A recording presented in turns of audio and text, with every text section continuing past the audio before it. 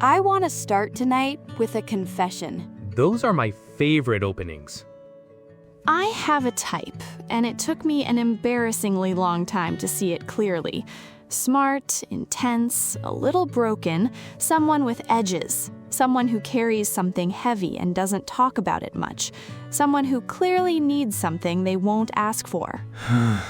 And let me guess, you thought you could be the one to give it to them. Every single time, I'd see the wound and something in me would just activate, like a switch. And I'd tell myself it was connection, it was depth, And was it was it? love. Some of it was, but underneath the love there was something else, something I didn't understand for a long time. And when I finally saw it clearly, it was one of the more uncomfortable things I've had to sit with about myself. Which means we're doing an episode about it. Which means we're doing an episode about it. Because I don't think I'm alone in this. I think the pull toward people who need fixing is one of the most common patterns in romantic relationships, and one of the least honestly examined. So let's start with what it actually feels like. Because from the inside, it doesn't feel like a pattern. It feels like chemistry. It feels like this specific person is magnetic in a way you can't Intensity explain. to it that healthy, stable relationships often don't have at the beginning. Exactly, because a person who needs fixing brings with them a kind of emotional drama that keeps you constantly engaged, constantly needed. There's always something happening, always a crisis, a moment of vulnerability, a breakthrough that feels profound and being because needed you were feels like there love. for it. That's the trap. Being needed feels like love. Feeling essential to someone's survival feels like intimacy. And for some people, particularly people who grew up in environments where love was conditional or unpredictable, that intensity doesn't just feel familiar. It's a it feels devastating like thing to home. realize, that what feels like home might actually be the wound. Because the nervous system doesn't distinguish between familiar and healthy, it just recognizes the pattern. And if the pattern you learned early was love is earned, love requires effort, love is something you work for and maintain through caretaking, then a person who is stable and consistent and doesn't need you to rescue them might actually feel boring, might feel like something is When missing. actually what's missing is the anxiety. And you've gotten so used to the anxiety that its absence feels like a lack of feeling. Like the relationship isn't I want to real get into the unless it costs psychology you of this something. because I think it runs deeper than most people realize. There's a concept called the savior complex, and I think it gets dismissed as arrogance. Like, oh, this person thinks they're so special they can fix someone. That's not actually what it is. Or at least, What is it that's really? not all it is. At its root, I think it's a control mechanism. When you focus on fixing someone else, you have a purpose, you have a role, you know exactly what you're supposed to do and whether you're doing it well. And that sense of purpose and structure is incredibly regulating for a nervous system that doesn't feel Because safe with you uncertainty. can't control whether someone loves you. You can't control whether the relationship lasts. You can't control being enough. But you can control whether you show up, whether you help, whether you stay through the difficult parts. And if the relationship is defined by fixing, by your function as a caretaker, then your place in it feels more secure. You're not just loved, you're needed. And needed feels permanent in a way that just Because they loved might stop doesn't loving always you. feel. But if they need you, They can't leave. Or at least that's the unconscious logic. The person who needs you is safer to love because the power dynamic Which keeps is not them love. close. It's insurance. And you don't know that's what you're doing.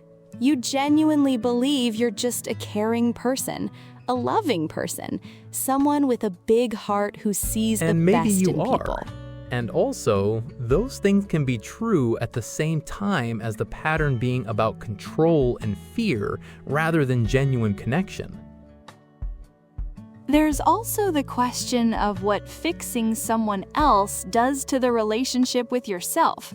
Because I think one of the quieter functions of always being in fixer mode is that it keeps the attention outward, always on them, always on their needs, their progress, and never their on struggles. yours. Which is very convenient if yours are things you'd rather not look at, if your own wounds are things you'd rather not sit with.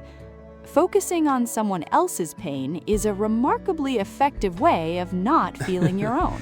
The therapist who won't go to therapy. The caretaker who has no idea what they actually need. Because they've been so focused outward for so long that inward is almost unfamiliar. And when you remove the project, when the person gets better or leaves or the relationship ends, sometimes what's left is this disorienting emptiness. Because without someone to fix, who are you? And that question, who am I when I'm not needed? That's the one that really matters. Because if you can't answer it, if your sense of self is entirely built around your function in other people's lives, then you're not actually in a relationship. You're in a role.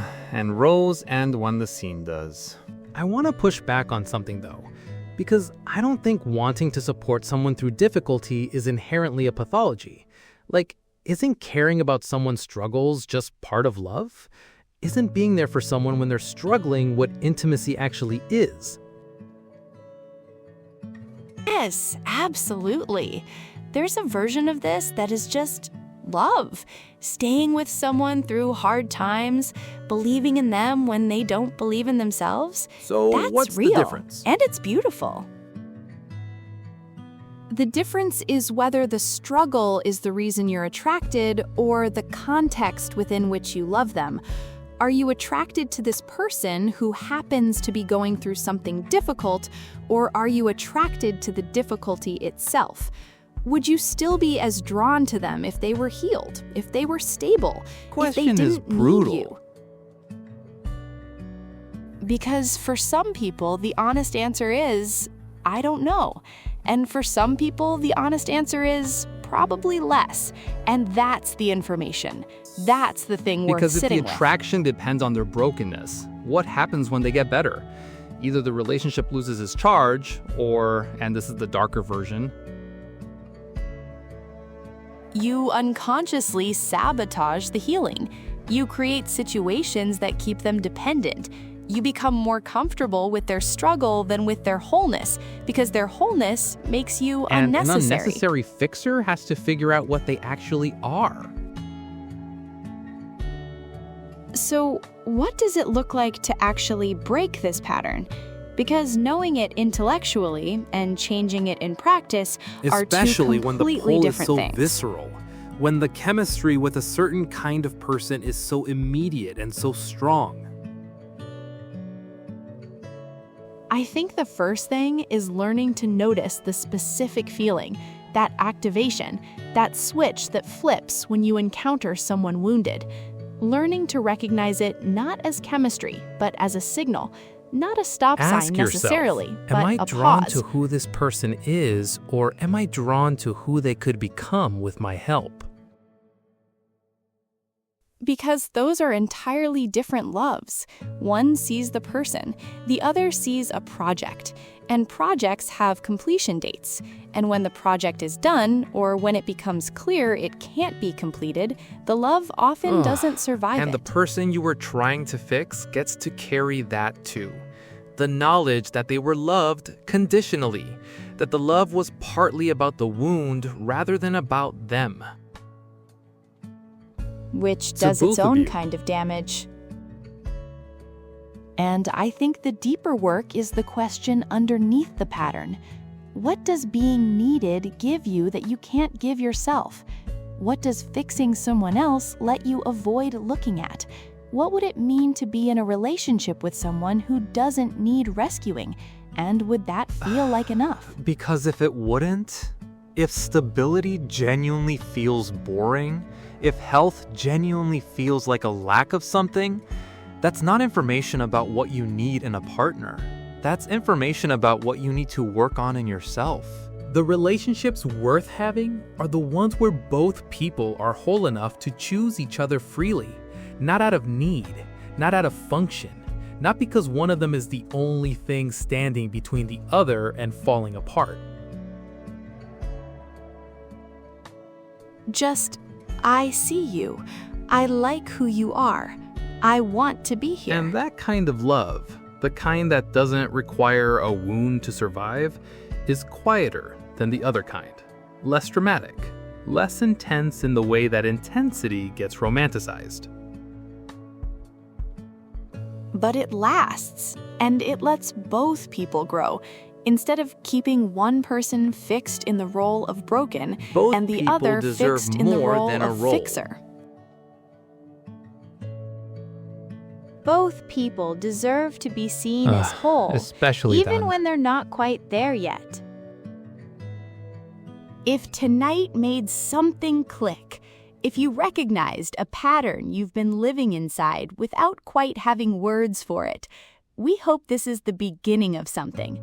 Not shame about the pattern, just a little more clarity about what's driving Thanks it for being up and with what us. you might actually want instead.